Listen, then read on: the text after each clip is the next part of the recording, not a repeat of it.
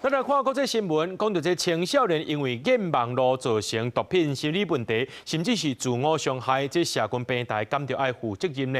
这美国加州有一个19岁少女和伊的妈妈，向4间社群媒体提出告诉，其中2间已经和解了。村面册母公司 Meta 和 YouTube 的母公司这2间控告。这场电信 Meta 执行长萨克伯格按算的出庭来作证。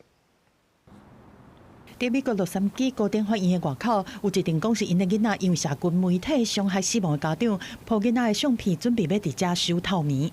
后礼拜一个真有支票意义的电信就要开始，伊会决定青少年因为算社群媒体调调，造成身心伤害，责任敢会当算伫社群媒体和大型科技公司的演算法，而且为相关案件开第一个先例。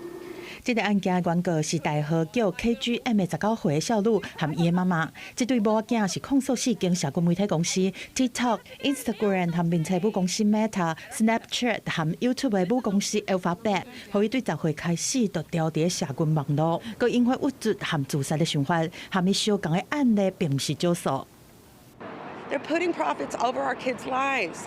And that's why this trial is so important, because it's the first time the public and legislators are going to get the truth.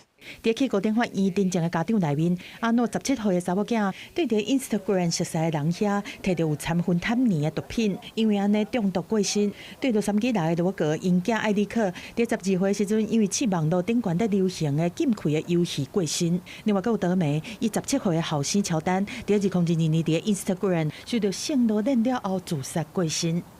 It's their irresponsible business practices is the reason why we're standing here today.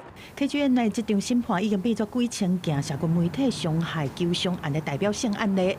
顶个月 TikTok 和 Snapchat 已经和伊的妈妈和解。目前的被告是村 Meta 和 YouTube 的母公司 Alphabet。本来在1月底的时阵，就要伫洛杉矶高等法院开始审理，但是因为律师的身体无爽快，规定才延后到2月。到时 Meta 执行长塞克伯格嘛暗算要出庭来作证，双方会有激烈的法律攻防。公司新闻洪如梅编译。